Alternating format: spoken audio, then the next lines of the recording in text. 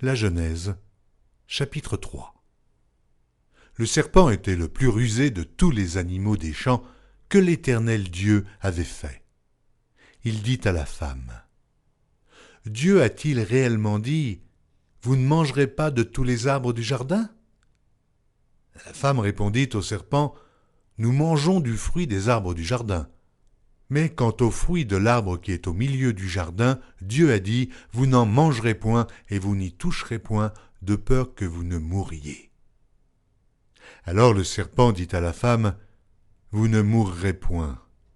Mais Dieu sait que le jour où vous en mangerez, vos yeux s'ouvriront, et que vous serez comme des dieux, connaissant le bien et le mal. » La femme vit que l'arbre était bon à manger et agréable à la vue, et qu'il était précieux pour ouvrir l'intelligence. Elle prit de son fruit et en mangea.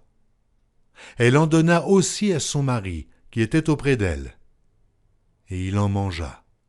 Les yeux de l'un et de l'autre s'ouvrirent, ils connurent qu'ils étaient nus, et ayant cousu des feuilles de figuier, ils s'en firent des ceintures. Alors ils entendirent la voix de l'Éternel Dieu qui parcourait le jardin vers le soir, et l'homme et sa femme se cachèrent, loin de la face de l'Éternel Dieu, au milieu des arbres du jardin.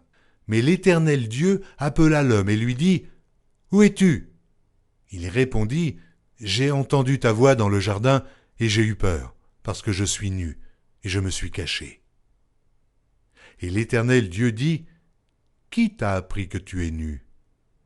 Est-ce que tu as mangé de l'arbre dont je t'avais défendu de manger ?»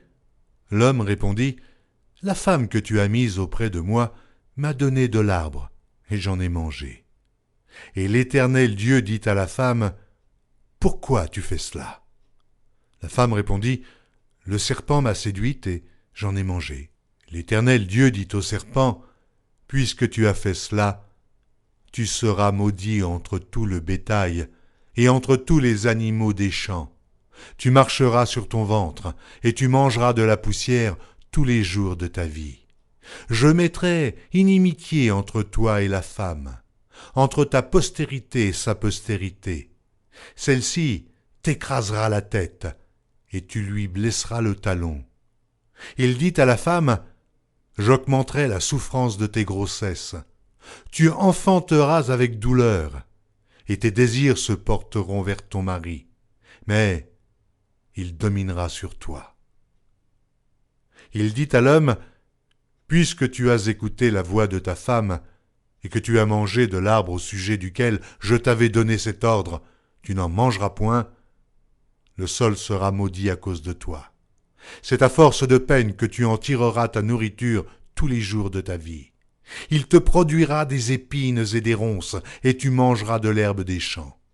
C'est à la sueur de ton visage que tu mangeras du pain, jusqu'à ce que tu retournes dans la terre d'où tu as été pris, car tu es poussière, et tu retourneras dans la poussière. » Adam donna à sa femme le nom d'Ève, car elle a été la mère de tous les vivants.